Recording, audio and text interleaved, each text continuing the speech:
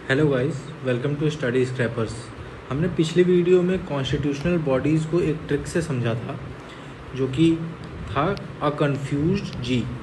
तो अ कन्फ्यूज्ड जी में हमने पहले पढ़ा था कि A stands for attorney general of India, जो कि आर्टिकल 76 में मेंशन्ड है। Then C stands for the CAG, controller and auditor general, जो कि आर्टिकल 148 में मेंशन्ड है। O stands for special officer for linguistic minorities, जो कि आर्टिकल 350 बी में मेंशन्ड है।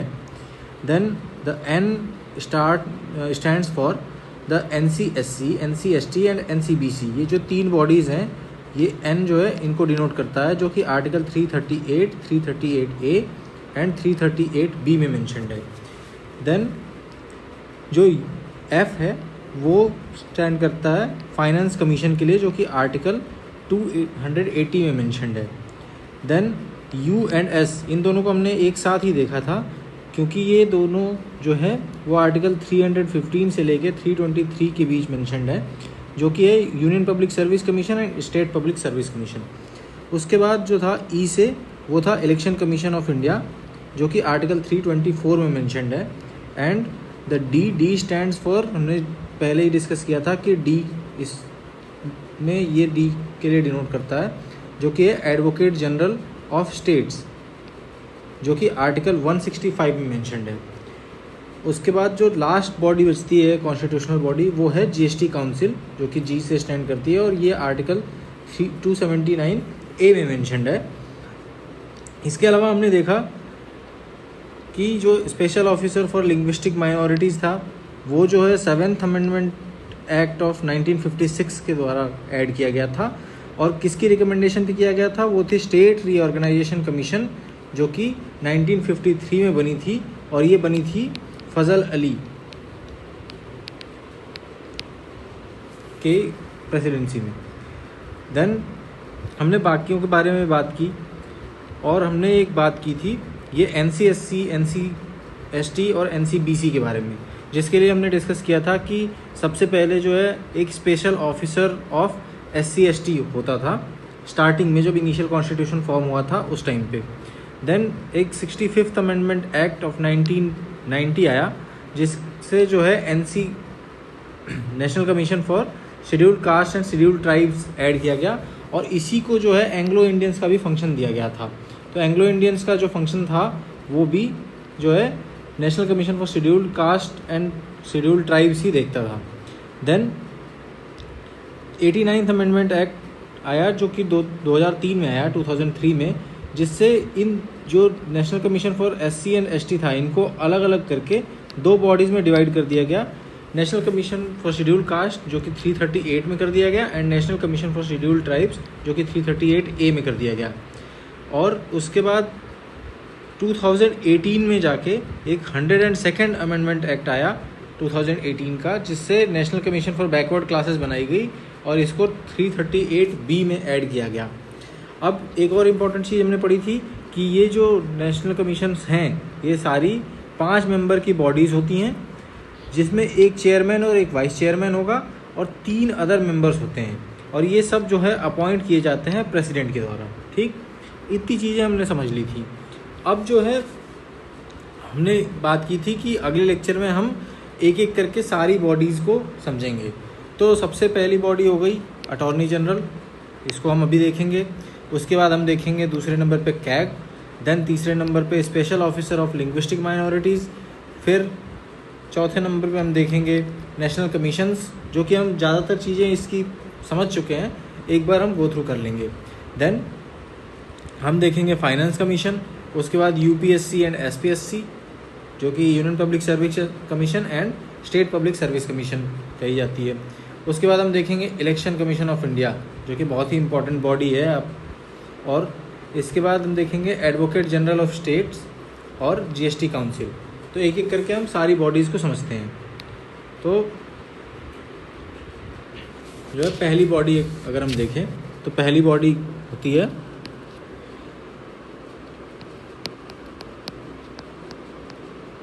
Attorney general of India. ठीक है, अटॉर्नी जनरल ऑफ इंडिया हम देखते हैं। तो सबसे पहले इसके बारे में क्या जानना है कि ये जो है एक एग्जीक्यूटिव है। तो एग्जीक्यूटिव है, ये मेंशन्ड है part 5 of Indian constitution, part 5 में मेंशन्ड है, ठीक। और किस आर्टिकल में मेंशन्ड है ये हमने पहले ही डिस्कस कर लिया था, आर्टिकल 76 में। तो ये चीज़ें पहले हमें ध्यान में रखनी है, पार्ट 5 एंड आर्टिकल 76 में मेंशन्ड है। अब अगर हम देखें तो सबसे पहले बात आती है कि इनका जो है अपॉइंटमेंट कौन करता है। तो अपॉइंटमेंट बाय प्रेसिडेंट अपॉइंटमेंट करते हैं।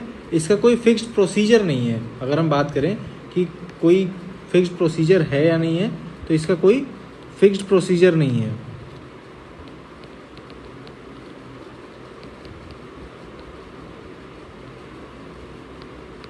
इसका मतलब होता है कि राष्ट्रपति या प्रेसिडेंट जैसे चाहे वैसे अपॉइंट कर सकता है इनको।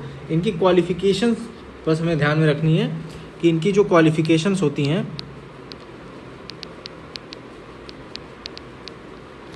क्वालिफिकेशंस ये होती हैं कि एक सुप्रीम कोर्ट के जज के बराबर क्वालिफिकेशन होल्ड करनी चाहिए। सुप्रीम कोर्ट जज की क्वालिफिकेशन अगर होल्ड करता होगा तो जो है उसको अपॉइंट कर सकता है president as a attorney general of India, ठीक है। इसके बाद अगर आ जाते हैं तो जनरली अगर इनकी टर्म की बात करें कि इनकी टर्म कितनी होती है, तो टर्म जो होती है 5 ईयर इन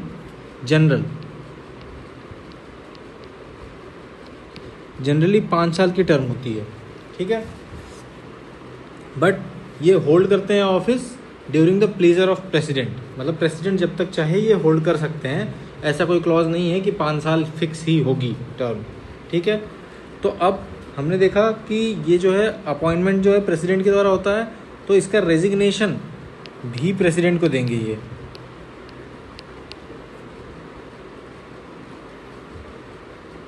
इसका रेजिग्नेशन जो होगा वो अपना resignation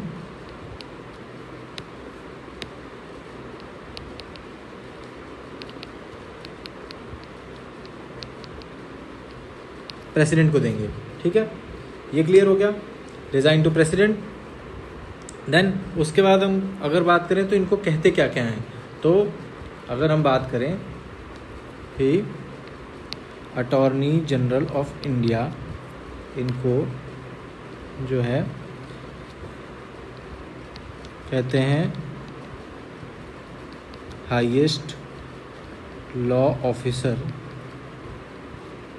of India. Highest law officer होते हैं ये, ठीक है। अगर हम बात करें, अगर ये लॉ ऑफिसर हैं, गवर्नमेंट ऑफ इंडिया के अंडर काम कर रहे हैं, तो क्या ये प्राइवेट प्रैक्टिस अपनी कर सकते हैं या नहीं, क्योंकि हैं तो ये एडवोकेट ही, ठीक, एक एडवोकेट के तौर पे फंक्शन कर रहे हैं। तो ये जो है प्राइवेट प्रैक्टिस कर सकते हैं या नहीं, तो प्राइवेट प्रैक्टिस जो है वो अलाउड है, इनको प्राइवेट प्रैक्टिस अलाउड है। बट जो क्रिमिनल केसेस होंगे विथ गवर्नमेंट अप्रूवल, गवर्नमेंट के अप्रूवल से ही क्रिमिनल केसेस ले सकते हैं ये, ठीक है। इसके बाद कुछ चीज़ें और डिस्कस करनी है इसमें, जैसे कि ये जो है हमने ये बात कर ली कि प्राइवेट प्रैक्टिस से डिबार नहीं होते हैं, यानी प्राइवेट प्रैक्टिस कर सकते हैं। किसी भी कोर्ट में रिप्रेजेंट करना हो गवर्नमेंट ऑफ इंडिया को तो ये करते हैं, ठीक है। अब इसमें इनके कुछ 1-2 राइट्स हैं जो मेंशन्ड हैं अलग अलग आर्टिकल्स में। तो सबसे पहली चीज़ कि ये किसी भी हाउस की सिटिंग को अटेंड कर सकते हैं, किसी भी हाउस यानी कि लोकसभा या राज्यसभा, ठीक है। Can attend any sitting of either house, whether it is Lok Sabha और राज्यसभा। बट इसमें एक कंडीशन है कि ये क्योंकि इस हाउस के मेंबर नहीं होते हैं तो इनको जो है वोटिंग का राइट नहीं होता है, ठीक है, वहाँ पे वोटिंग का राइट नहीं होता है। और अगर हम बात करें तो ये जो है ये पूरी चीज़ किस आर्टिकल में मेंशन्ड है, वो मेंशन्ड है आर्टिकल 88 में, आर्टिकल 88 में मेंशन्ड है ये वाली चीज़, ठीक है। और जो दूसरी चीज़ थी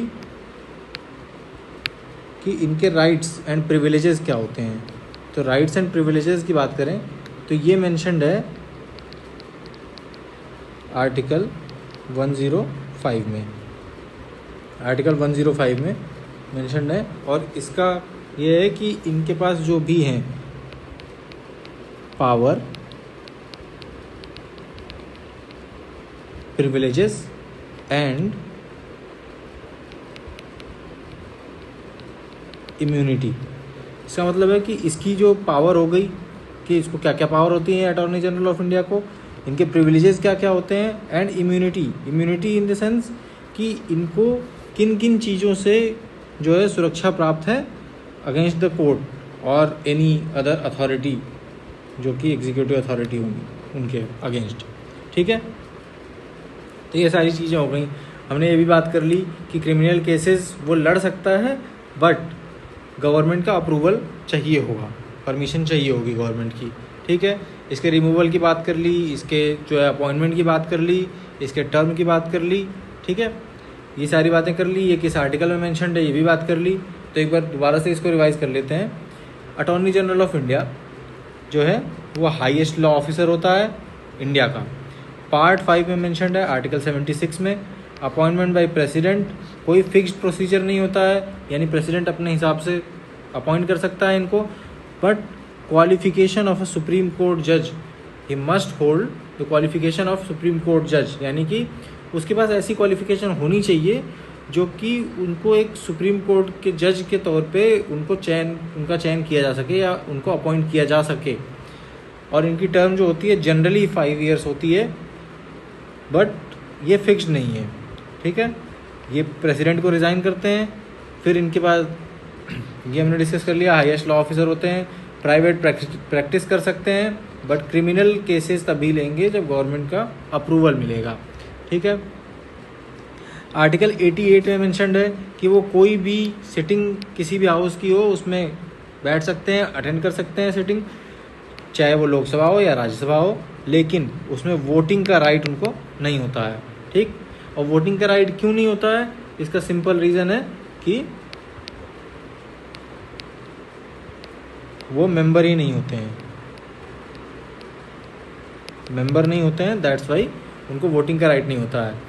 और आर्टिकल 105 क्या कहता है कि power, privileges and immunity of attorney general of India mention करता है, ठीक है। तो इतनी चीज़ें हो गई। तो हमने देख लिया A4 stands for attorney general of India. तो अटॉर्नी जनरल ऑफ इंडिया पूरा कंप्लीट हो गया। अब हम आ जाते हैं अगले टॉपिक के पर जो है कैग। तो हम आ जाते हैं दूसरी बॉडी जो है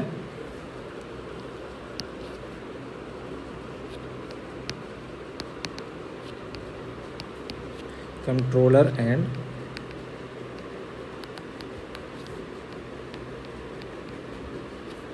general of India, controller and auditor general of India, जो कि एक कैग है। ये बहुत ही इम्पोर्टेंट बॉडी है। इसको जो है क्या क्या कह सकते हैं, इसको कहते हैं guardian of public purse, guardian of public purse, यानी कि पब्लिक के जो पैसे होते हैं उनका गार्जियन है ये, पब्लिक पर्स का गार्जियन है, ठीक है। पैसे जहाँ जमा होते हैं उस अकाउंट का गार्जियन है, ठीक है। इसको एक और चीज़ अगर हम ध्यान रखें तो बी आर अम्बेडकर ने कहा था कि most important officer of constitution, most important officer of constitution, constitution का सबसे इम्पॉर्टेंट ऑफिसर, और ये चीज़ किसने कही थी उसको, ये कही थी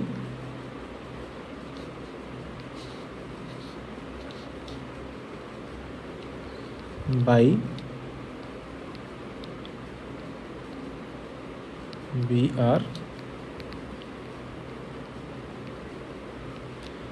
आर अम्बेडकर।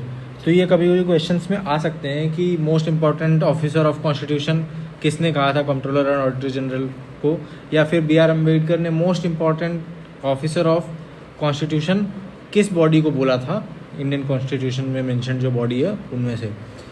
और ये भी आ सकता है कि गार्जियन ऑफ पब्लिक पर्स किसको कहते हैं, तो ये जो है कैग को कहते हैं। ठीक है, अब सिंपल अगर देखें हम तो इनका जो है अपॉइंटमेंट,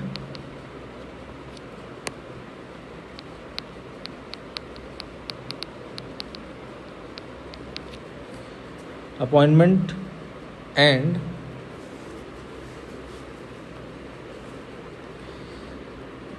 अपॉइंटमेंट बाय प्रेसिडेंट। ठीक है, अपॉइंटमेंट बाय प्रेसिडेंट। और अगर रिमूवल की बात करें तो क्योंकि ये बहुत ही इंपॉर्टेंट बॉडी है तो इनमें रिमूवल सिंपल प्रोसेस से नहीं हो सकता, तो जो रिमूवल होगा, removal by the process of supreme court जज। तो जो प्रोसेस सुप्रीम कोर्ट के जज के रिमूवल के लिए किया जाता है वो प्रोसेस फॉलो किया जाएगा इनके रिमूवल के लिए। ठीक है, ताकि जो है इनकी इम्पार्शियलिटी इंश्योर की जा सके, क्योंकि अगर रिमूवल की पावर पार्लियामेंट को दे देते हैं या प्रेसिडेंट को दे देते हैं इन अ वे, तो प्रेसिडेंट तो एग्जीक्यूटिव जो है, रियल एग्जीक्यूटिव, प्राइम मिनिस्टर और cabinet ministers, council of ministers, उनके इन्फ्लुएंस में आके इनको हटा सकता है, यानी कि इनके ऊपर हमेशा प्रेशर बना रहेगा, तो ये प्रॉपर ऑडिटिंग नहीं कर पाएंगे जो पब्लिक पर्स है उसकी। तो इस वजह से इनको जो है इंडिपेंडेंट बनाने के लिए रिमूवल प्रोसेस इनका डिफ़िकल्ट बनाया गया है।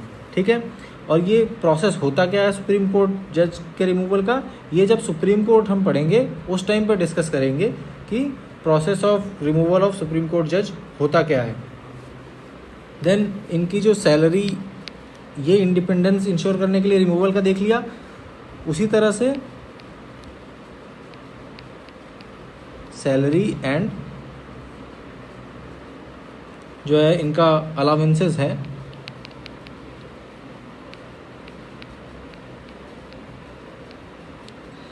ये चार्ज्ड एक्सपेंडिचर होता है, जो कि होता है सेकंड शेड्यूल में मेंशन्ड है, charged expenditure under second schedule.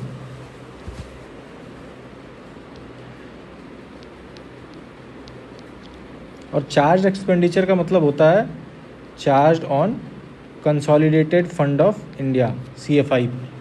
और ये किसके बराबर होता है, ये होता है सुप्रीम कोर्ट जज के बराबर। ठीक है, सिमिलर टू सुप्रीम कोर्ट जज, सैलरी जो है इनकी होती है वो सुप्रीम कोर्ट जज के बराबर होती है। चार्ज एक्सपेंडिचर होती है on consolidated fund of India, और ये जो है कहाँ मेंशन्ड है, ये मेंशन्ड है in the second schedule.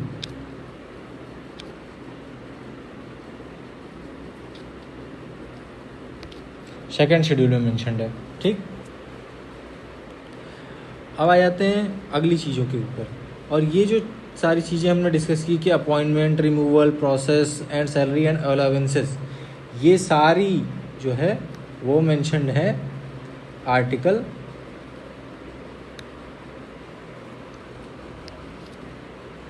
8।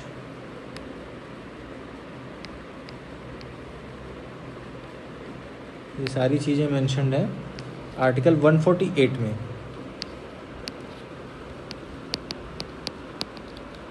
Article 148, ठीक है, आर्टिकल 148 में मेंशन्ड है appointment, removal and salary and allowances, ठीक है।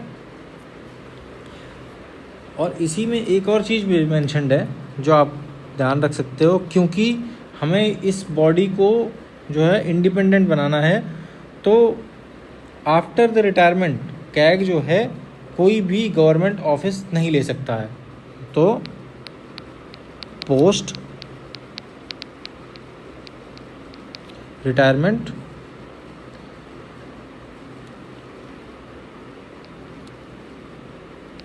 नो ऑफिस,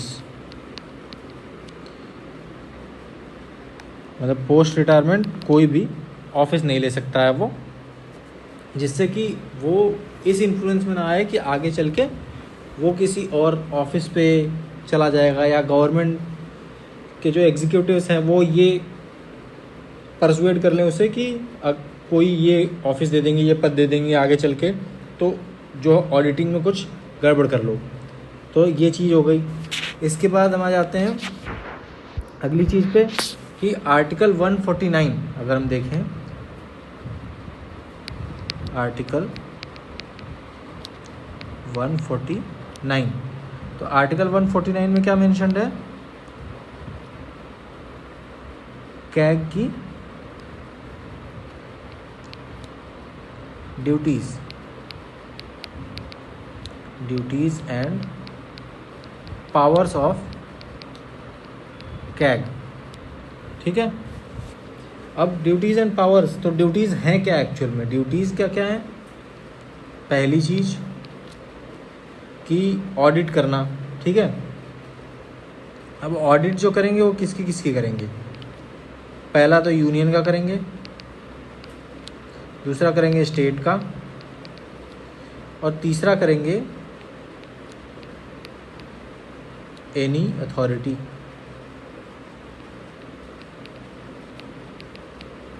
किसी भी ऐसी अथॉरिटी को करेंगे जो कि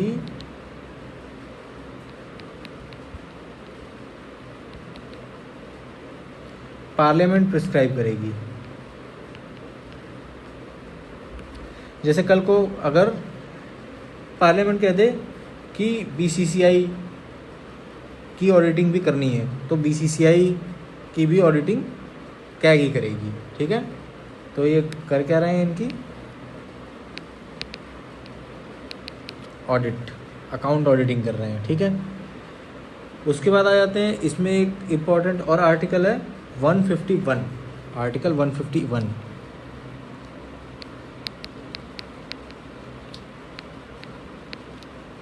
ठीक है। आर्टिकल 151 क्या कहता है कि ये जो है कैग वो ऑडिट रिपोर्ट देगा प्रेसिडेंट को, ठीक है, ऑडिट रिपोर्ट्स बनाएगा और प्रेसिडेंट को देगा, ठीक है। क्या देगा,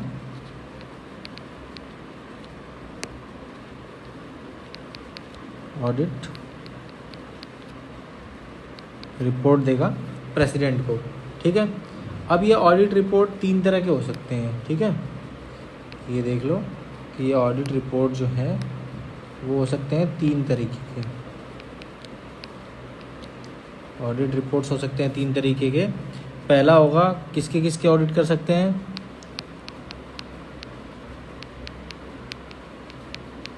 एप्रोप्रिएशन अकाउंट, दूसरा हो गया फाइनेंस अकाउंट,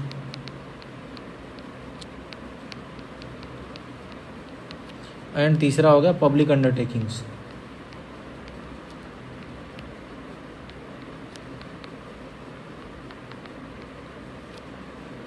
पब्लिक अंडरटेकिंग्स, ठीक है।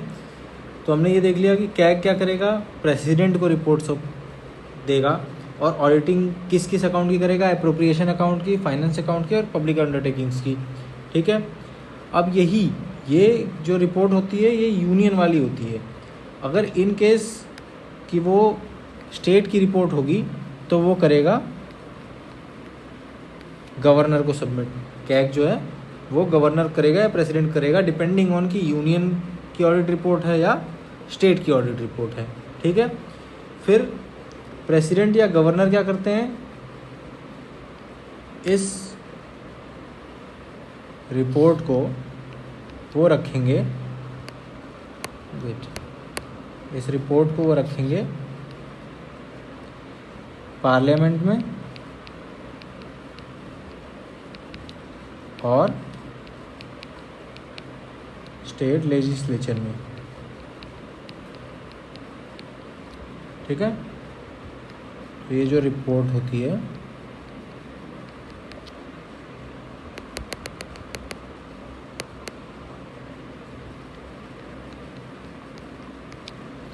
इसको जो है पार्लियामेंट या स्टेट लेजिस्लेचर में प्रेसिडेंट या गवर्नर रखेंगे, डिपेंडिंग कि वो स्टेट की ऑडिट रिपोर्ट है या फिर यूनियन की ऑडिट रिपोर्ट है, ठीक है। अब तो हमने कैग के बारे में क्या क्या देख लिया।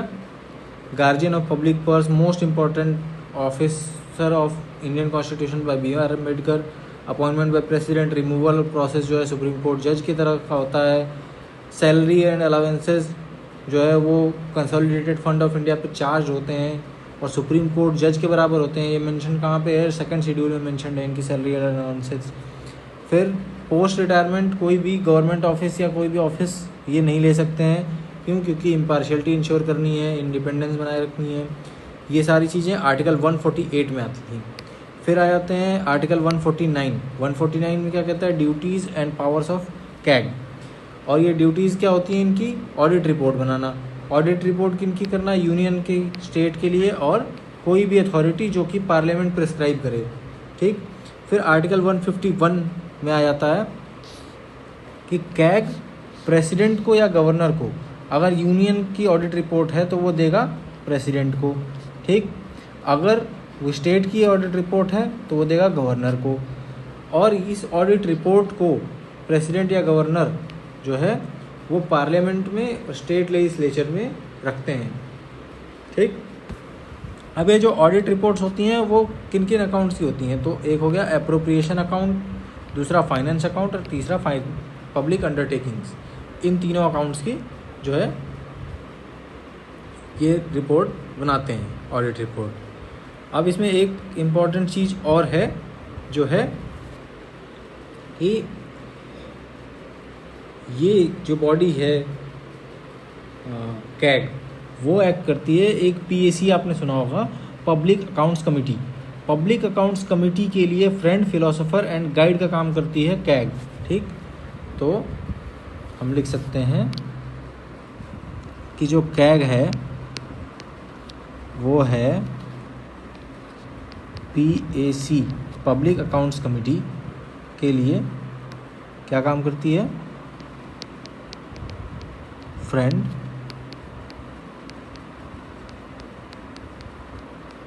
फिलोसोफर एंड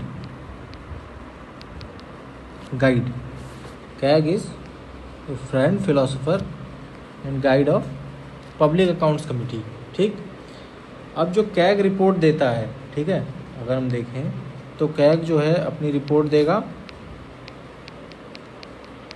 ठीक, जो ऑडिट की रिपोर्ट है वो देगा और इसको जो है एग्जामिन किया जाएगा पब्लिक अकाउंट्स कमेटी द्वारा, ठीक है। हम देखें तो इनको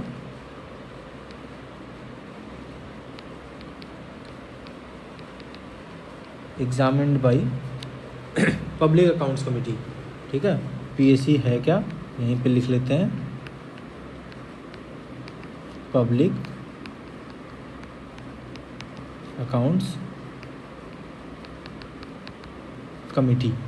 पब्लिक अकाउंट्स कमेटी जो है वो कैग की जो ऑडिट रिपोर्ट होती है उसको एग्जामिन करती है, और कैग जो है फ्रेंड, फिलोसोफर एंड गाइड के तौर पे काम करता है PAC के पब्लिक अकाउंट्स कमेटी के सॉरी। अब एक इम्पोर्टेंट फैक्ट लिख लेते हैं जो है ए bulwarks of डेमोक्रेटिक सिस्टम।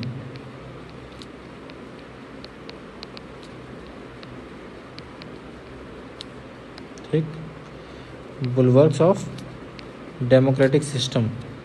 अब ये बुलवर्क क्या होता है? बुलवर्क का मतलब होता है दीवार। तो डेमोक्रेटिक सिस्टम की जो दीवार होती है या चार दीवारी होती है वो क्या होती है? तो इसमें हम लिख सकते हैं चार चीज़ें हैं, first, second, third and fourth. तो पहला हो गया supreme court, then second election commission of India, third union public service commission and fourth is CAG. ठीक है, तो ये कभी भी क्वेश्चन में आ सकता है, तो इसको ध्यान रखना है कि बुलवर्क्स ऑफ डेमोक्रेटिक सिस्टम जो है चार होते हैं, वो supreme court, election commission of India, union public service commission and CAG. ठीक है।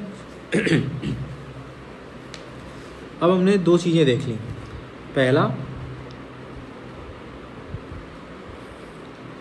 Attorney general, then second CAG. अब थर्ड आ जाते हैं special officer for linguistic minorities, special officer for linguistic minorities. तो आ जाते हैं तीसरे टॉपिक पे अपने जो है, तो इसमें नेक्स्ट पेज ही ले लेते हैं,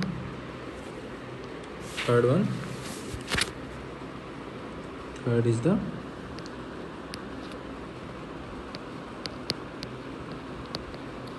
special officer of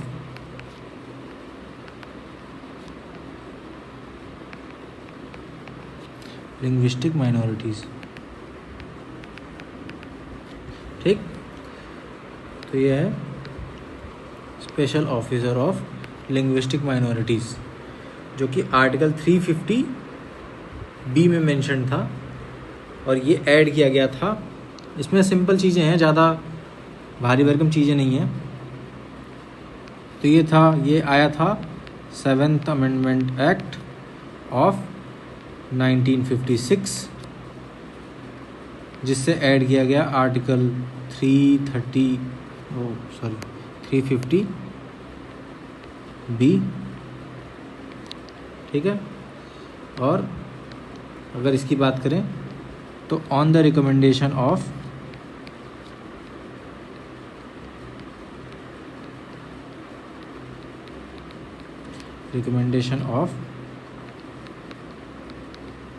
states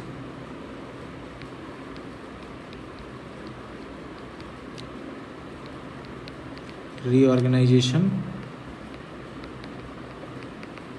commission, जो कि 1953 में बनी थी, और इसी स्टेट्स रीऑर्गेनाइजेशन कमीशन को जो है फजल अली कमीशन भी कहते हैं।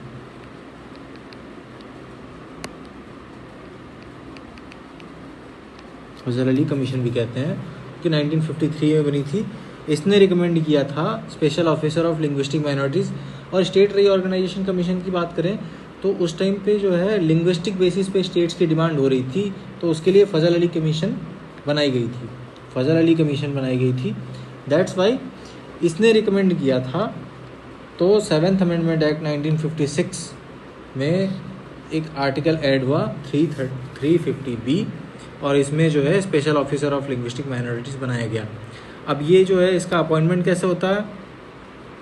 तो सिंपल है, appointed by president,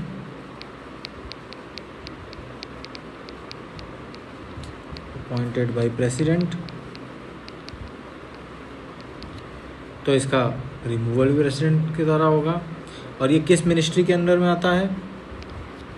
ministry of minority affairs. Ministry of minority affairs. ठीक, और इसका हेडक्वार्टर, एक और फैक्ट है, इसका जो है हेडक्वार्टर जो है वो है इलाहाबाद या प्रयागराज में? प्रयागराज में, ठीक है। तो इतनी चीज़ें याद रखनी है इसमें, इसके अलावा और कुछ नहीं है। क्या क्या याद रखना है हमें कि special officer for linguistic minorities जो है आर्टिकल 350B में मेंशन किया गया है, जो कि 7th कॉन्स्टिट्यूशनल अमेंडमेंट एक्ट 1956 में आया था on the recommendation of states reorganisation commission, जो कि 1953 में रिकमेंड किया था उसने। इसी कमीशन को फजल अली कमीशन भी कहते हैं। अब ये जो special officer for linguistic minorities है वो अपॉइंट किया जाता है प्रेसिडेंट के द्वारा, और ये आता है मिनिस्ट्री ऑफ माइनॉरिटी अफेयर्स के अंडर में, और इसका हेडक्वार्टर जो है वो प्रयागराज में है। इतनी चीज़ें हुई। तो जो है ये जो तीसरी चीज़ है अ कन्फ्यूज्ड में जो है अ से attorney general, C for controller and auditor general, O for special officer of linguistic minorities, and अब जो अगला है वो है एन। एन जो है वो NCSC, NCST और NCBC है, जो कि हमने पहले ही डिस्कस कर लिया था। तो हम इसको ज़्यादा कुछ वो नहीं करेंगे, इसको कोशिश करते हैं कि ये पूरा कट हो जाए।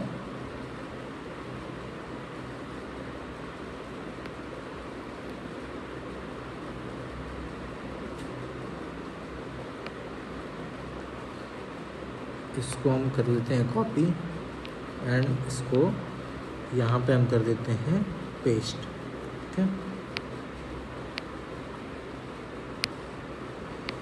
ठीक है,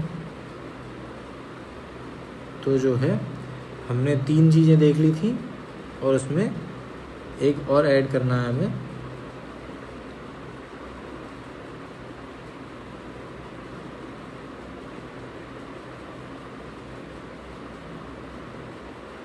ठीक है, ये सारी चीज़ें हो गई, तो हम इसको ऐड कर देते हैं special officer of SC and ST, neat. तो हमारा जो है 4th है special officer of SC ST, ठीक है। ये हो गया special officer for SC and ST। तो इसके लिए ये जो सबसे पहले जो था ये था आर्टिकल 338 में, ठीक है। आर्टिकल 338 में एक ही ऑफिसर हुआ करता था। उसके बाद जो है 65th अमेंडमेंट एक्ट 1990 से national commission for scheduled caste and scheduled tribes बना, उसी में एंग्लो इंडियन के फंक्शंस पे दे दिए गए। फिर 89th अमेंडमेंट एक्ट आया 2003 में, तो इस कमीशन को 2 पार्ट में डिवाइड किया गया, national commission for scheduled caste and national commission for scheduled tribes, जो कि 338 और 338 में कर दिया गया, 338 एंड 338A। और NCSC national commission for scheduled cast को एंग्लो इंडियंस की फंक्शनैलिटी भी दे दी गई। देन 102nd अमेंडमेंट एक्ट 2018, जो कि अभी रीसेंट अमेंडमेंट हुआ है, उसमें national commission for backward classes बनाया गया 338B के अंडर, ठीक है। अब इसमें 5 मेंबर की बॉडीज़ होती हैं, चेयरमैन होता है, वाइस चेयरमैन होता है, 3 अदर मेंबर्स होते हैं। ये सारे प्रेसिडेंट द्वारा अपॉइंट किए जाते हैं, ठीक है। इसके अलावा अगर हम देखें तो इनको प्रेसिडेंट अपॉइंट करते हैं एंड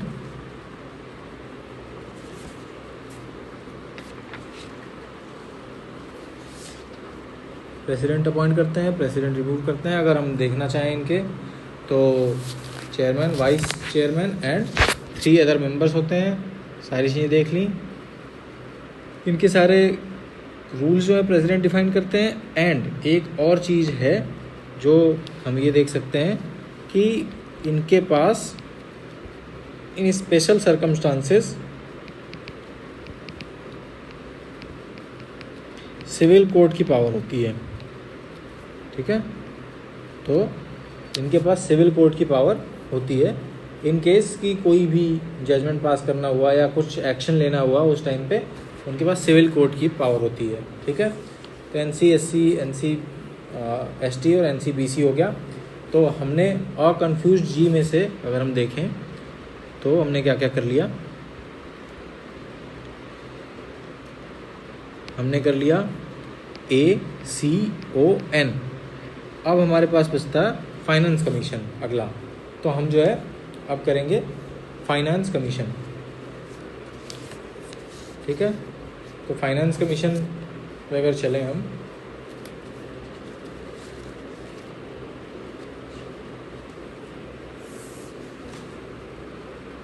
तो आ जाते हैं फाइनेंस कमीशन पे। अब फाइनेंस कमीशन जो है वो है 5th बॉडी बनेगी हमारी फाइनेंस कमीशन।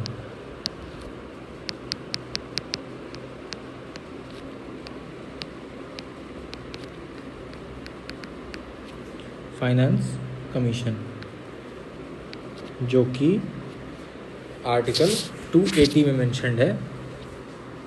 ठीक है, आर्टिकल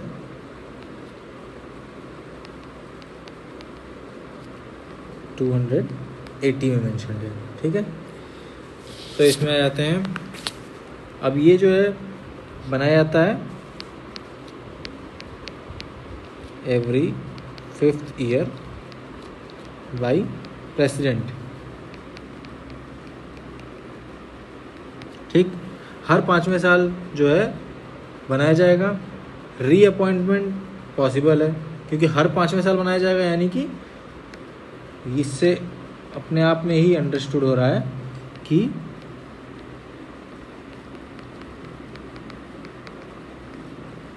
रीअपॉइंटमेंट हो सकता है इनका। ठीक है, रीअपॉइंटमेंट हो सकता है।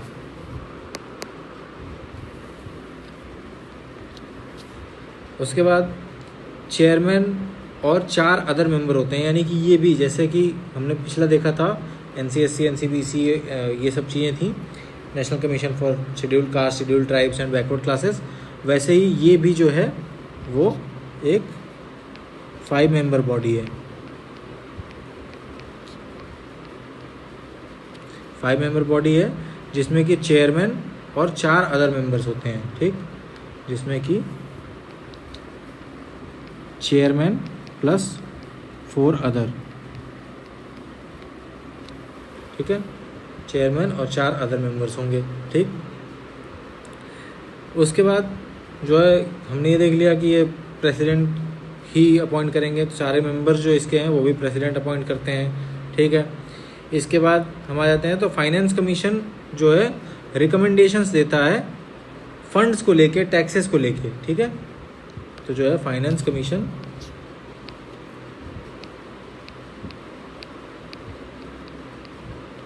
रिकमेंड करता है टू प्रेसिडेंट। अभी किस किस चीज़ के लिए रिकमेंड करता है? तो पहली चीज़ कि टैक्सेस को लेके,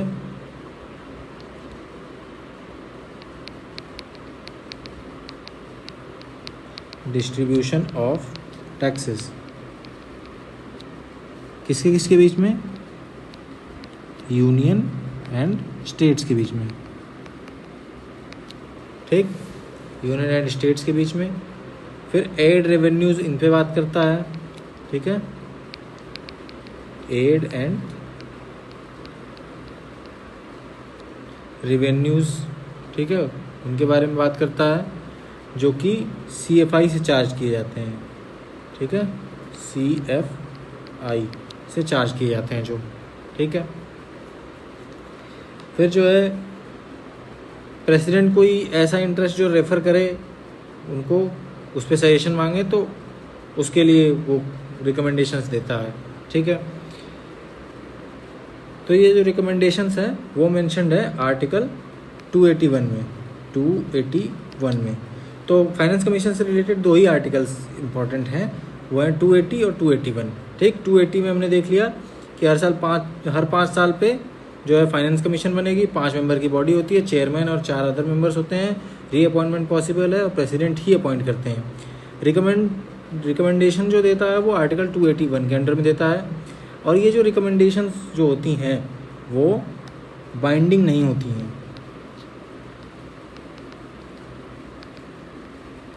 बाइंडिंग नहीं होती हैं।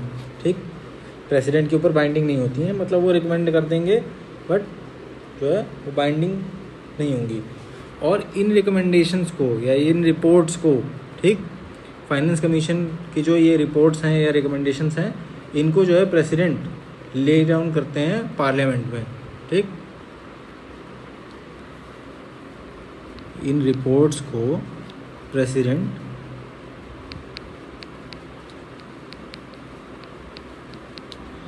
ले डाउन करते हैं इन द पार्लियामेंट।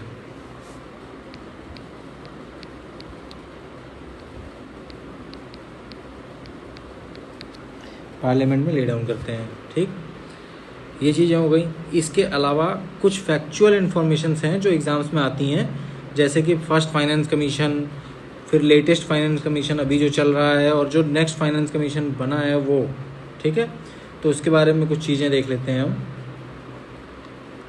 तो सम इम्पॉर्टेंट फैक्ट्स अगर देखें तो फर्स्ट फाइनेंस कमीशन, तो फर्स्ट फाइनेंस कमीशन कब बना था? वो बना था 1951 में, ठीक है। फर्स्ट फाइनेंस कमीशन जो है वो बना था 1951 में, और इसके जो चेयरमैन थे, चेयरमैन वो थे केसी नियोगी।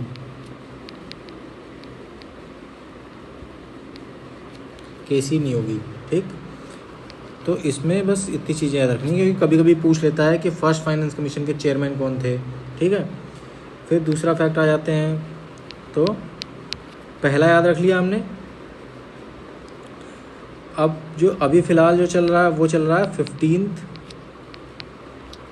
फाइनेंस कमीशन, ठीक है। 15th फाइनेंस कमीशन चल रहा है, और ये कब से कब तक चलेगा? ये है 2021 से लेके 25 तक, 21 से 2025 तक, मतलब इस साल तक चलेगा। एंड उसके बाद जो है 2026 से 16th फाइनेंस कमीशन आ जाएगा। तो इसको भी यहाँ पे मेंशन कर लेते हैं कि 16th फाइनेंस कमीशन ये कब से आएगा? ये आएगा 2026 से 30 तक, ठीक है। ये आ गया 16th। और अगर बात करें तो इसके चेयरमैन कौन है? 15th फाइनेंस कमीशन के चेयरमैन है NK सिंह, ठीक। और 16th फाइनेंस कमीशन के जो चेयरमैन हैं वो हैं अरविंद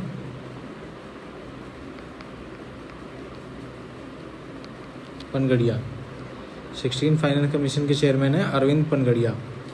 और ये फॉर्मेशन इसका कब हुआ था? इसका फॉर्मेशन हुआ था 1951 में, ठीक। फर्स्ट फाइनेंस कमीशन 1951 में। ये 2026 से 30 तक रहेगा 16th फाइनेंस कमीशन, बट इसका फॉर्मेशन जो था, फॉर्मेशन हुआ था 2023 में।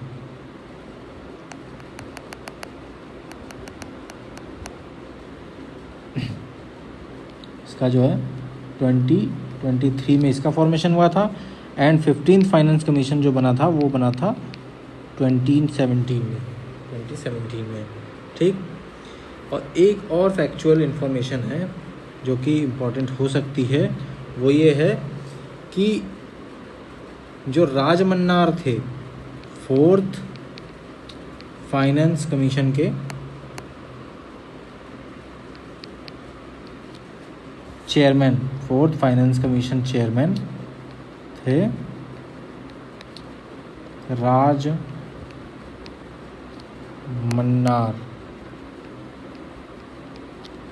इनकी रिकमेंडेशन थी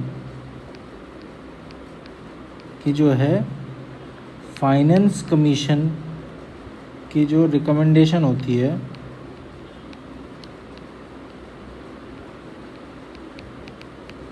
इट शुड बी बाइंडिंग।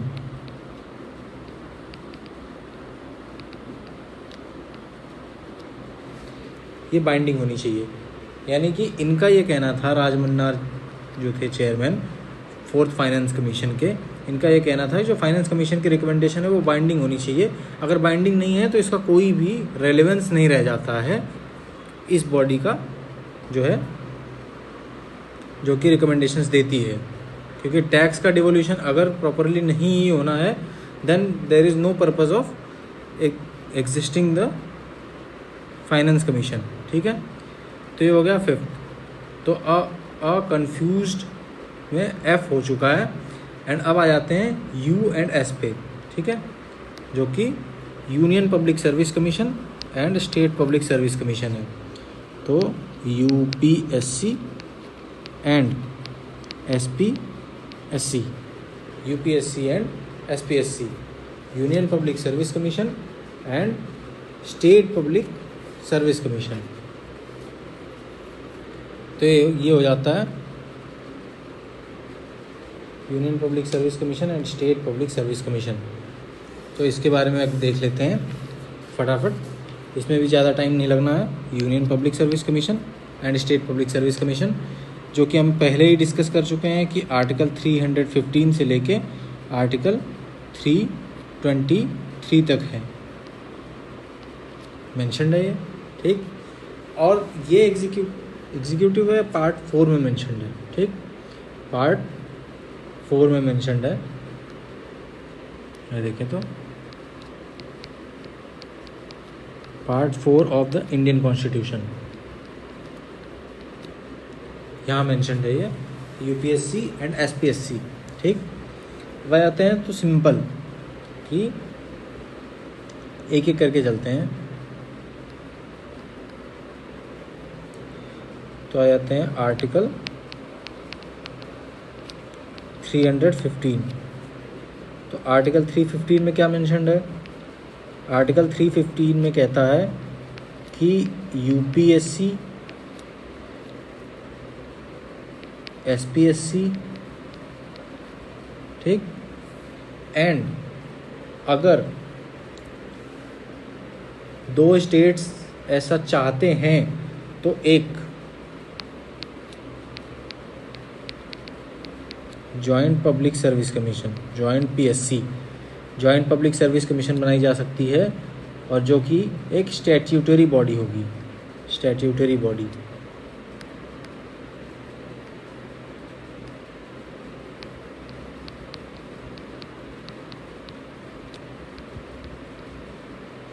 अब स्टैट्यूटरी बॉडी का मतलब होता है, जैसे हमने कॉन्स्टिट्यूशनल बॉडी डिस्कस की, वो कॉन्स्टिट्यूशन से पावर डिराइव कर रही हैं। जो जॉइंट पब्लिक सर्विस कमीशन है ये स्टैट्यूटरी बॉडी होगी। तो स्टैट्यूटरी बॉडी जो होती है किसी स्टैट्यूट यानी किसी लॉ से वो पावर डिराइव करेगी। ठीक, तो ये हो गया। तो ये सिंपल कहता है आर्टिकल 315 कि एक यूपीएससी यानी यूनियन पब्लिक सर्विस कमीशन होगा, यानी कि public service commissions for union and states होगा। ठीक, सारे स्टेट्स में एक स्टेट पब्लिक सर्विस कमीशन होना चाहिए, और अगर दो या दो से ज़्यादा स्टेट्स एग्री करते हैं तो जॉइंट पब्लिक सर्विस कमीशन बनाई जा सकती है, जो कि एक स्टैट्यूटरी बॉडी होगी। ठीक है, पब्लिक सर्विस कमीशन जो होता है वो अगर गवर्नर ऑफ स्टेट रिक्वेस्ट करता है तो जो है यूनियन का पब्लिक सर्विस कमीशन भी सर्व कर सकता है स्टेट के पब्लिक सर्विस कमीशन में। ठीक, अब आ जाते हैं दूसरा आर्टिकल जो है आर्टिकल 316, आर्टिकल 316। तो आर्टिकल 316 में बेसिकली टेन्योर मेंशन्ड है। ठीक है, इनका union public service commission and state public service commission और joint public service commission, tenure and resignation. ठीक है, टेन्योर एंड रेजिग्नेशन। ठीक, तो टेन्योर और रेजिग्नेशन मेंशन्ड है किसका किसका? मेंशन्ड है यूनियन पब्लिक सर्विस कमीशन का and state public service commission plus joint public service commission. ठीक है, अब इनका देख लेते हैं कि होता क्या क्या है। तो यूपीएससी के लिए क्या होता है, इनके चेयरमैन का बेसिकली, तो यूपीएससी के लिए क्या होता है कि या तो 6 ईयर ऑफ सर्विस और 65 ईयर्स ऑफ एज। ठीक, वैसे ही स्टेट पब्लिक सर्विस कमीशन या जॉइंट पब्लिक सर्विस कमीशन के लिए क्या होता है, या तो 6 ईयर ऑफ सर्विस और 62 ईयर्स ऑफ एज, जो भी अर्ली होगा उसके हिसाब से टेन्योर होता है। रेजिग्नेशन जो होता है वो जो है प्रेसिडेंट को रिज़ाइन करते हैं, ठीक, और स्टेट के जो होते हैं वो गवर्नर को रिज़ाइन करते हैं, ठीक। तो रेजिग्नेशन यहीं पे लिख लेते हैं आगे कि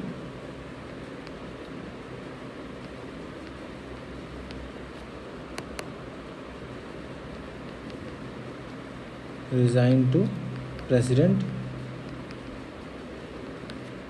और ये जो रिज़ाइन करेंगे या इसको अलग ही मेंशन कर लेते हैं वरना फिर कन्फ्यूजन होगी, ठीक है। तो इसको लिख लेते हैं अब रेजिग्नेशन। तो रेजिग्नेशन में अगर देखें तो 2 चीज़ें हैं,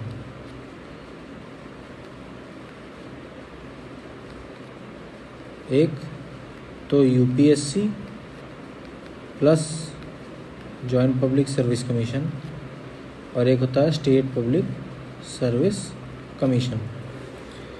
तो इन दोनों केस में अलग अलग चीज़ें हैं। ये जो है रिज़ाइन करेंगे वो करेंगे प्रेसिडेंट को, and state public service commission वाले करेंगे गवर्नर को, ठीक है। आई होप कि ये समझ में आ रहा होगा। एक बार दोबारा से हम रिकॉल कर लेंगे इन चीज़ों को, ठीक है। फिर तीसरी चीज़ होती है आर्टिकल 317। तो आर्टिकल 317 में क्या मेंशन्ड है वो देखते हैं। इसमें जो है रिमूवल का प्रोसेस मेंशन्ड है, रिमूवल, ठीक। अब रिमूव प्रेसिडेंट कर सकता है but after the inquiry of supreme court, ठीक है। रिमूवल बाय प्रेसिडेंट करेगा, रिमूव तो प्रेसिडेंट ही, बट आफ्टर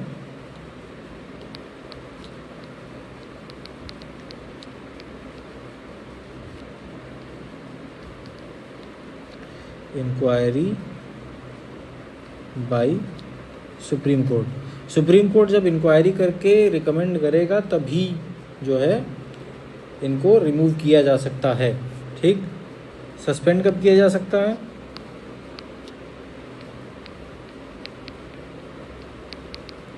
सस्पेंशन भी अगर देखें इनके मेंबर्स को तो वो भी suspension on the report of supreme court. तो इनडायरेक्टली प्रेसिडेंट की पावर तो है बट सुप्रीम कोर्ट का से इसमें ज़्यादा है, ठीक। ये आर्टिकल 317 में मेंशन्ड है। देन उसके बाद जो है ज़्यादा आर्टिकल्स याद रखने की ज़रूरत नहीं है। 322 एंड 323 अगर देखें तो ये 2 आर्टिकल इम्पोर्टेंट कह सकते हैं। तो आर्टिकल 322 एंड आर्टिकल 323, ठीक है। 322 में अगर देखें तो सिंपल है इनका कि जो इनके एक्सपेंसेस होते हैं union public service commission and state public service commission के, वो जो है कंसोलिडेटेड फंड ऑफ इंडिया और कंसोलिडेटेड फंड ऑफ स्टेट्स पे चार्ज होते हैं, ठीक। ये जो है चार्ज होते हैं, charge on consolidated fund of India and states. अब ये अंडरस्टूड है, इसको अलग से बताने की ज़रूरत नहीं है, फिर भी मैं लिख देता हूँ यहाँ पे। कंसोलिडेटेड फंड ऑफ इंडिया किसके लिए होगा, यूपीएससी के लिए, एंड स्टेट्स वाला एसपीएससी के लिए, ठीक। और जॉइंट भी अगर होता है तो उसका एक्सपेंस भी कंसोलिडेटेड फंड ऑफ इंडिया पे होना चाहिए। ठीक, आर्टिकल 323 इसमें क्या होता है, जस्ट सिंपल है, जो हमने बाकी बॉडीज़ के लिए भी पढ़ा है कि वो अपनी रिपोर्ट जो है प्रेसिडेंट को सबमिट करते हैं, तो जो है रिपोर्ट टू प्रेसिडेंट, और जिनको जो है प्रेसिडेंट पार्लियामेंट में ले डाउन करेंगे। ठीक, और स्टेट पब्लिक सर्विस कमीशन के केस में वो जाएगा किसके पास, गवर्नर के पास। ठीक, तो ये हो गया हमारा यूपीएससी एंड एसपीएससी। एक बार दोबारा से देख लेते हैं। UPSC union public service commission and state public service commission article 315 से लेके 323 के बीच मेंशन्ड है, part 4 of the Indian constitution में आता है। अब एक एक करके देख लेते हैं। आर्टिकल 315 में क्या कहते हैं कि यूनियन पब्लिक सर्विस कमीशन और स्टेट पब्लिक सर्विस कमीशन होनी चाहिए। हर स्टेट का एक अपना स्टेट पब्लिक सर्विस कमीशन होना चाहिए। अगर दोनों स्टेट, दो या दो से ज़्यादा स्टेट एग्री करते हैं तो जॉइंट पब्लिक सर्विस कमीशन बनाई जा सकती है, जो कि एक स्टैट्यूटरी बॉडी होगी। ये हो गया आर्टिकल 315 में। आर्टिकल 316 में कहता है कि टेन्योर एंड रेजिग्नेशन। तो टेन्योर जो है यूनियन पब्लिक सर्विस कमीशन के लिए 6 साल या 65 साल हो सकता है। State public service commission, joint public service commission के लिए 6 साल या 62 साल, जो भी ज़्यादा जल्दी हो। इसका ये मतलब होता है कि अगर कोई पर्सन 63 ईयर्स की एज में यूनियन पब्लिक सर्विस कमीशन का चेयरमैन बनता है, देन 6 साल रह सकता है, या फिर 2 साल का उसका जो पीरियड बचा है वहाँ तक उतना रह सकता है। तो जो रिमेनिंग पीरियड है उसका 2 ईयर्स का, 2 ईयर्स के बाद वो 65 ईयर्स का हो जाएगा, तो 65 ईयर्स पे रिटायर हो जाएगा वो। ठीक, रेजिग्नेशन की बात करें तो रेजिग्नेशन जो है यूनियन पब्लिक सर्विस कमीशन और जॉइंट पब्लिक सर्विस कमीशन का प्रेसिडेंट रिसीव करता है, and state public service commission का गवर्नर रिसीव करता है। ठीक, फिर आ जाते हैं आर्टिकल 317 में, जिसमें कहता है रिमूवल बाय प्रेसिडेंट होगा, but after the inquiry by supreme court. Inquiry जो है सुप्रीम कोर्ट करेगा, उसके बाद ही प्रेसिडेंट रिमूव कर सकता है। सस्पेंशन का केस भी सिमिलर है कि सुप्रीम कोर्ट की रिपोर्ट पर ही सस्पेंशन होगा। ठीक, फिर आ जाते हैं आर्टिकल 322, एक्सपेंसेस मेंशन्ड है। तो जो यूनियन पब्लिक सर्विस कमीशन का एक्सपेंस है वो कंसोलिडेटेड फंड ऑफ इंडिया पे चार्ज होगा, और जो स्टेट पब्लिक सर्विस कमीशन का है वो कंसोलिडेटेड फंड ऑफ स्टेट्स पे चार्ज होगा। और आर्टिकल 323 जो है लास्ट आर्टिकल, वो कहता है कि प्रेसिडेंट को रिपोर्ट देती है यूनियन पब्लिक सर्विस कमीशन, अपनी जो रिपोर्ट है वो प्रेसिडेंट को देती है। वैसे ही स्टेट पब्लिक सर्विस कमीशन या जॉइंट पब्लिक सर्विस कमीशन जो है अपनी एनुअली रिपोर्ट जो है वो गवर्नर को सबमिट करते हैं। ठीक, ये हो गया। तो कन्फ्यूज्ड में क्या क्या हो गया हम एक बार फिर से देख लेते हैं। आ जाते हैं ऊपर। कन्फ्यूज्ड जी में A attorney general complete, C controller and auditor general complete, O special officer of linguistic minorities complete, N NCSC, NCST, NCBC complete, F finance commission complete, U and S union public service commission, state public service commission complete. Then आ जाते हैं 3 चीज़ें बच रही हैं, election commission of India, advocate general and जो है GST council. Election commission, advocate general and GST council. तो सबसे पहले आ जाते हैं इलेक्शन कमीशन देखते हैं। ठीक, इलेक्शन कमीशन ऑफ इंडिया, यहाँ आ जाते हैं। 7th बॉडी है हमारी, वो है 7th body election commission of India, election commission of India.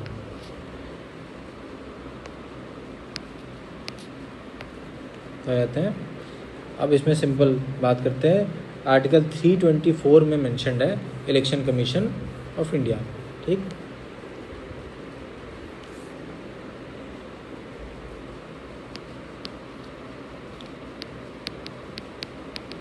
Article 324 में मेंशन्ड है election commission of India.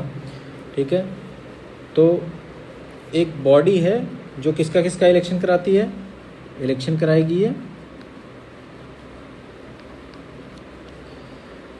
Parliament का,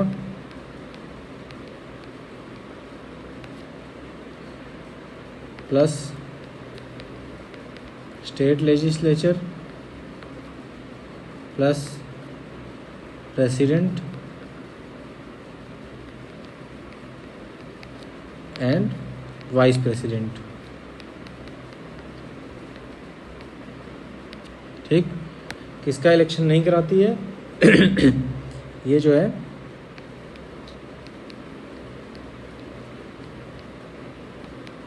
panchayat plus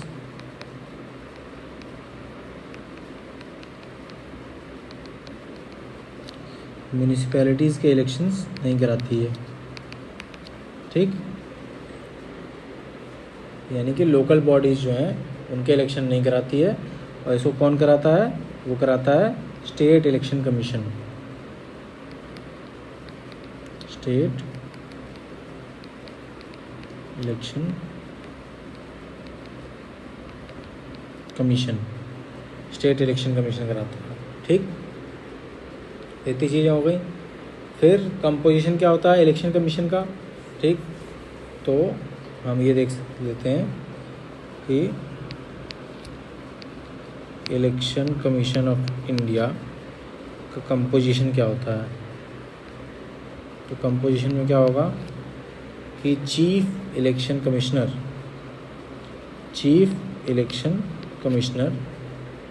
plus 2 election commissioners, chief election commissioner plus 2 election commissioners होते हैं। ठीक, अब ये जो है चेंज भी होते रहते हैं। बीच में क्या था, सबसे पहले केवल चीफ इलेक्शन कमिश्नर होता था, फिर जो है 2 एडिशनल इलेक्शन कमिश्नर्स और ऐड किए गए। देन कुछ टाइम बाद जो है 1889 में इनको हटा दिया गया दोनों को, फिर सिंगल चीफ इलेक्शन कमिश्नर हो गए। उसके बाद जो है दोबारा से इनको लेते आए। तो जो है अभी करेंटली अगर देखा जाए, करंट सेटअप क्या है कि एक चीफ इलेक्शन कमिश्नर होता है और उसके साथ 2 और इलेक्शन कमिश्नर्स होते हैं। ठीक, तो अब इनका अगर अपॉइंटमेंट देखें तो चीफ इलेक्शन कमिश्नर को तो अपॉइंट करेगा प्रेसिडेंट,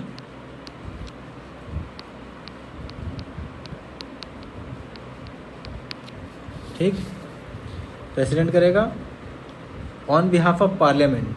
ठीक,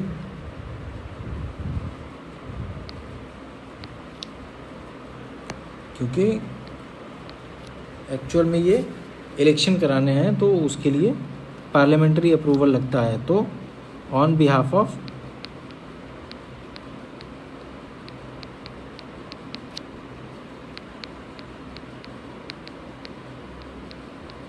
पार्लियामेंट के बिहाफ पे प्रेसिडेंट चीफ इलेक्शन कमिश्नर को अपॉइंट करता है। और इनका भी जो है अगर एज और वो चीज़ें देखें तो वो कैसे होती हैं, वो होती हैं 6 ईयर और 65 ईयर्स, 6 ईयर और 65 ईयर्स। ठीक, अब इसके अलावा जो कमिश्नर होते हैं, ठीक, प्रेसिडेंट अपॉइंट करेगा इनको। अब इसके अलावा रीजनल कमिश्नर्स जो होते हैं उनको अपॉइंट करते हैं प्रेसिडेंट, ठीक, on the consultation of election commissioners. ठीक, इलेक्शन कमीशन से कंसल्ट करके रीजनल कमिश्नर्स को अपॉइंट किया जाता है। ये बस जनरल याद रखने वाली बात है। अब इनका रिमूवल जो है चीफ इलेक्शन कमिश्नर को अगर हम देखें तो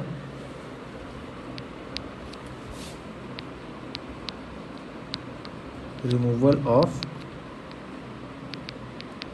चीफ इलेक्शन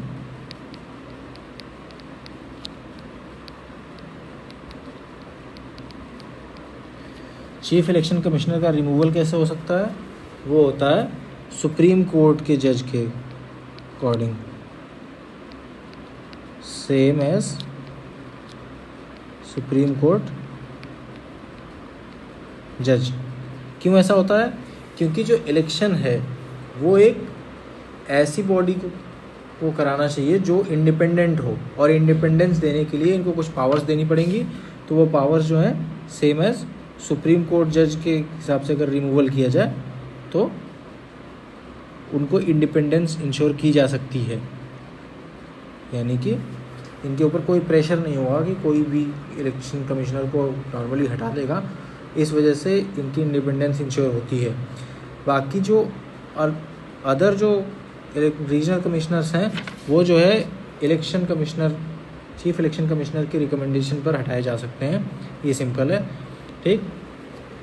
अब आते हैं एक इम्पॉर्टेंट आर्टिकल इसके अंडर भी आता है, वो है आर्टिकल 326। 326 क्यों है इम्पोर्टेंट? क्योंकि इसमें बात की गई है यूनिवर्सल अडल्ट सफराज की। दो चीज़ें हैं,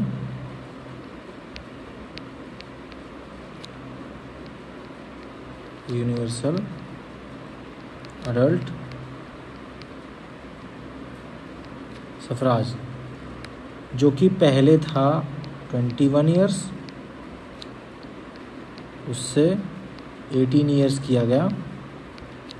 और ये कब उससे किया गया था? ये किया गया था 61st amendment act, 61st amendment act of 1989 से। यानी कि स्टार्टिंग में जब कॉन्स्टिट्यूशन बना था तो भी यूनिवर्सल अडल्ट सफराज दिया गया था, यानी कि वोटिंग राइट्स दिए गए थे, बट वो दिए गए थे 21 ईयर ऑफ एज के पीपल्स के लिए। लेकिन 61st अमेंडमेंट एक्ट ऑफ 1989 से अमेंड करके इसको 18 ईयर्स कर दिया गया। और दूसरी चीज़ इसमें क्या दी गई है? वो दिया गया है grounds of disqualification.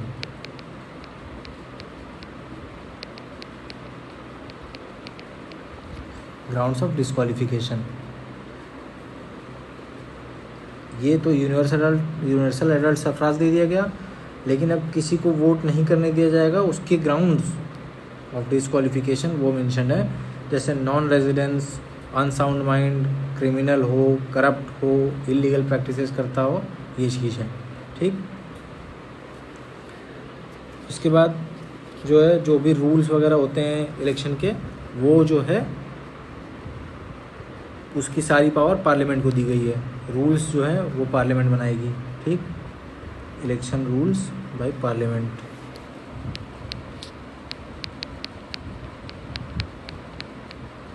Electoral rules by parliament बनाएगी इलेक्शन के रूल्स, ठीक। उसके बाद एक जो आर्टिकल है वो है आर्टिकल 329। आर्टिकल 329, तो 329 क्या कहता है? ये कहता है कि कोई भी इलेक्टोरल मैटर हो, ठीक, कोई भी इलेक्टोरल मैटर हो,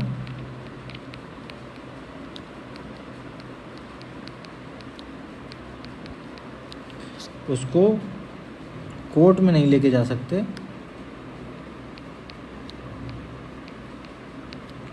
कोर्ट में नहीं जा सकता अनलेस वो इलेक्शन पिटीशन हो। इलेक्शन पिटीशन हो, वो भी, इसका भी टाइम पीरियड डिसाइडेड है, और वो है कि 45 डेज़, 45 डेज़ के अंदर, ठीक। और कहाँ लेके जा सकते हैं? In the high court. तो हाई कोर्ट के पास इसका जुरिस्डिक्शन है, और हाई कोर्ट को एक टाइम फ्रेम दिया गया है कि शुड ट्राई 6 मंथ में ये केस निपट जाए, ठीक। ये चीज़ हो गई। तो यहाँ पे हो जाता है इलेक्शन कमीशन ख़त्म। इलेक्शन कमीशन में क्या है? आर्टिकल 324 में मेंशन्ड है, पार्लियामेंट, स्टेट लेजिस्लेचर प्रेसिडेंट का इलेक्शन, वाइस प्रेसिडेंट का इलेक्शन वही कराते हैं, इलेक्शन कमीशन कराता है। पंचायत और म्यूनिसिपैलिटीज़ का स्टेट इलेक्शन कमीशन कराता है। इलेक्शन कमीशन ऑफ इंडिया का कंपोजिशन अगर देखें तो chief election commissioner plus 2 election commissioners हैं। ये सारे जो है अपॉइंट किए जाते हैं प्रेसिडेंट के द्वारा। इनकी जो क्वालिफिकेशन है वो 6 ईयर या 65 ईयर्स होती है। ऑन बिहाफ ऑफ पार्लियामेंट जो है अपॉइंट किए जाते हैं। Removal of chief election commissioner अगर देखें तो सेम है सुप्रीम कोर्ट जज, पर रीजनल कमिश्नर्स को अगर हटाना है तो उनका रिमूवल जो है on the recommendation of chief election commissioner हो जाएगा। ठीक। फिर 326 में यूनिवर्सल एडल्ट सफराज, यानी कि स्टार्टिंग में कॉन्स्टिट्यूशन में 21 ईयर्स ऑफ एज के सारे लोग वोट दे सकते थे, वोटिंग राइट्स था उनके पास, बट इसको चेंज करके 18 ईयर्स कर दिया गया 61st अमेंडमेंट एक्ट ऑफ 1989 के द्वारा। फिर ग्राउंड्स ऑफ डिस्क्वालिफिकेशन भी मेंशन है आर्टिकल 326 में। वो क्या क्या है? Non residence, unsound mind, criminal हो, करप्ट हो या इलीगल प्रैक्टिसेस करता हो। ठीक। और इलेक्शन के जो रूल्स होंगे वो जो है पार्लियामेंट बनाता है। ठीक। उसके बाद आर्टिकल 329 है जिसमें कहता है कोई भी इलेक्टोरल मैटर कोर्ट में तब तक नहीं ले जाया जा सकता है जब तक कि वो इलेक्शन पिटीशन ना हो। ठीक। और इलेक्शन पिटीशन जो है वो कब दायर किया जा सकता है? रिजल्ट आने के 45 डेज़ के अंदर इन हाई कोर्ट, जो उस ज्यूरिसडिक्शन का हाई कोर्ट है वहाँ पे। ठीक।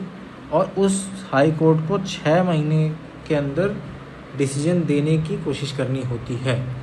तो ये हो गया इलेक्शन कमीशन। ठीक। इसके बाद आ जाते हैं तो अगला होगा, क्योंकि अ कन्फ्यूज था SE हो गया है, अब बचता है D। तो D में आ जाते हैं एडवोकेट जनरल। ठीक है। तो एडवोकेट जनरल देख लेते हैं कि एडवोकेट जनरल क्या होता है। ठीक है। तो हमारे पास CONFUSE यानी कि 7वीं बॉडी है ये। ठीक। 7वीं नहीं, 8वीं बॉडी है।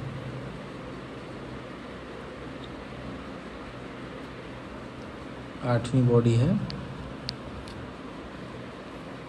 अगर देखें तो छठी, पाँचवीं, चौथी, तीसरी, दूसरी। ठीक। तो है 8वीं बॉडी, वो है एडवोकेट जनरल। और ये एडवोकेट जनरल बिल्कुल सिमिलर है अटॉर्नी जनरल के। Advocate general of states. तो जो अटॉर्नी जनरल था फॉर द सेंटर वही है advocate general for the states. और ये हमने पहले डिस्कस कर लिया है कि ये है आर्टिकल 148 में मेंशन। ठीक। आर्टिकल 148 ऑफ द पार्ट 6 में मेंशनड है। आर्टिकल 148 आर्टिकल 148 में ये नहीं है, ये है आर्टिकल 165 आर्टिकल 165 में मेंशनड है। क्योंकि आर्टिकल 148 में कौन सा था याद करो? आर्टिकल 148 में था CAG, controller and auditor general, वो था आर्टिकल 148 में। ठीक।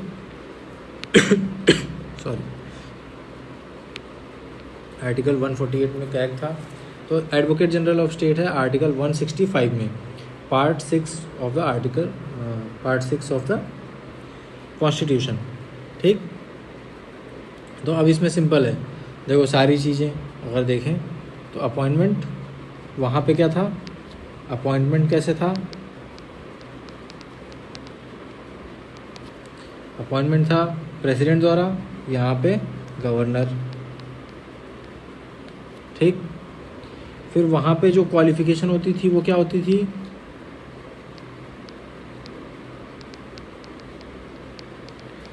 सुप्रीम कोर्ट के जज की, यहाँ पे होगा हाई कोर्ट जज। ठीक। फिर उसके बाद जो है एडवोकेट जनरल की ड्यूटी क्या थी? वहाँ पे अटॉर्नी जनरल की ड्यूटी क्या थी कि वो सेंट्रल गवर्नमेंट को रिप्रेजेंट करता था किसी भी कोर्ट में, ये स्टेट गवर्नमेंट को रिप्रेजेंट करेगा। देन इसलिए इसको कहते क्या हैं, इसको कहते हैं first law officer of state, first law officer of state. ठीक, ये अपॉइंटमेंट इसका गवर्नर कर रहा है तो रिज़ाइन भी ये गवर्नर को ही करेगा। ठीक, रेजिग्नेशन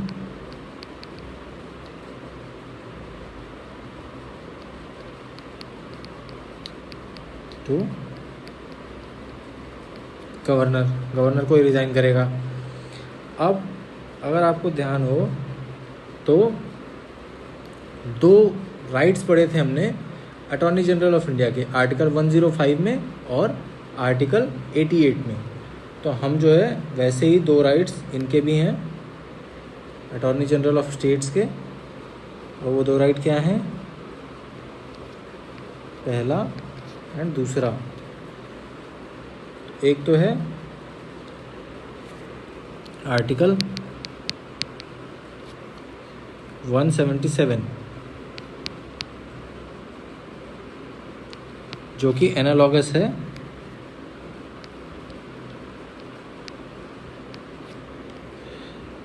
वहाँ पे 88 था जो, तो यहाँ पे 177 है। और इसमें क्या होता है कि ये सिटिंग अटेंड कर सकते हैं किसी भी हाउस की, बट वोट का राइट नहीं है। ठीक, स्टेट लेजिस्लेचर की। ठीक है, समझ गए, सिमिलर है अटॉर्नी जनरल वाले के।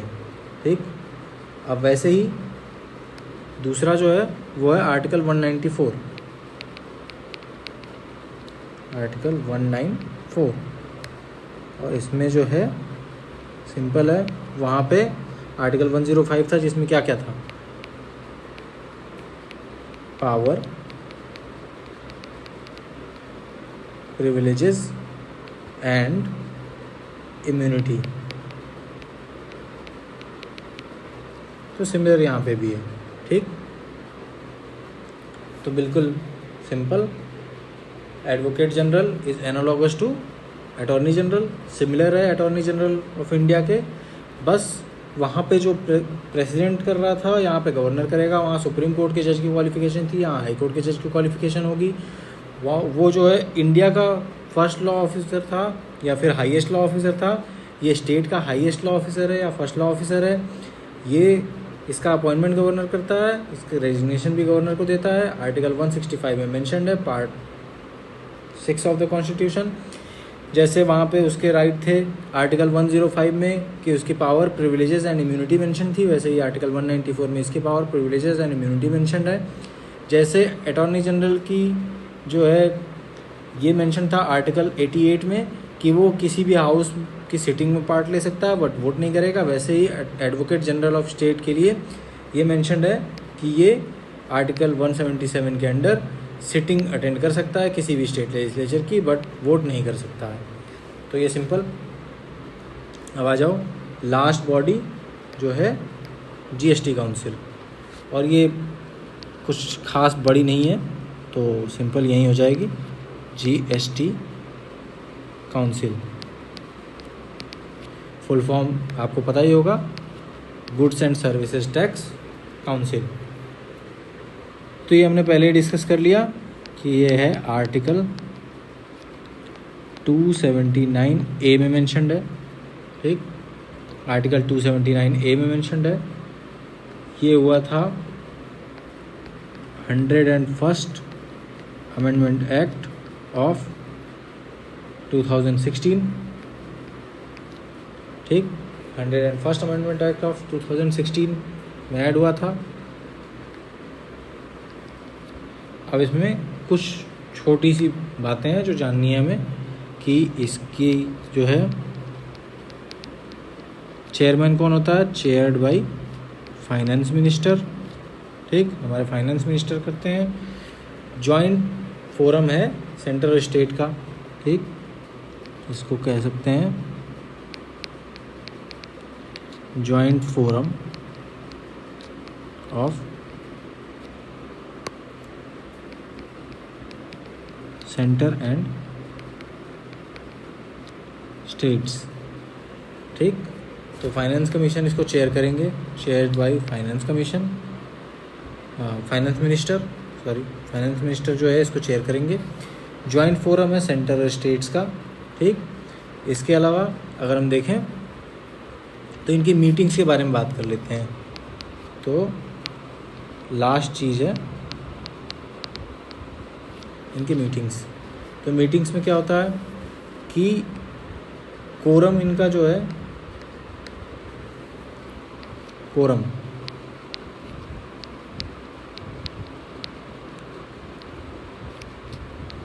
है 50% का, 50% का कोरम है। ठीक, जो मेजॉरिटी जो इनके डिसीजंस लिए जाते हैं,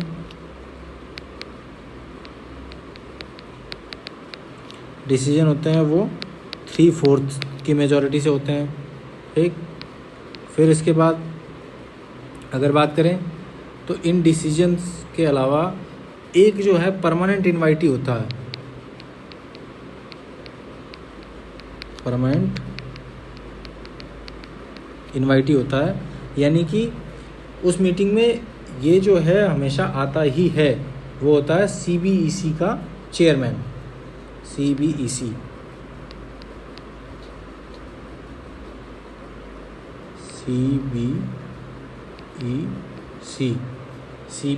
का चेयरमैन जो है वो परमानेंट इनवाइटी होता है इस चीज़ के लिए। ठीक, उसके अलावा एक और चीज़ देख सकते हैं, जैसे मीटिंग में बात की हमने कि मीटिंग में 50% का कोरम होता है, यानी कि 50% ऑफ द मेंबर प्रेजेंट होंगे तभी जो है ये मीटिंग हेल्ड की जाएगी। और कोई भी डिसीजन होगा वो 3/4 से होगा। ठीक, 3/4 ऑफ मेजॉरिटी से होगा। और इस डिसीजन में अगर हम बात करें सेंटर और स्टेट के प्रपोर्शन की, तो सेंटर का 33% होता है एंड स्टेट के डिसीजन में पार्टिसिपेशन जो होता है वो 66% होता है। ठीक, और जो CBEC था, तो ये CBEC एक परमानेंट इनवाइटी होता है, जो कि होता है सेंट्रल बोर्ड ऑफ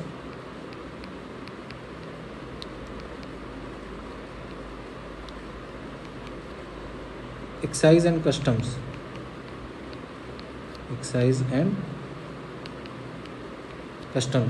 ठीक है।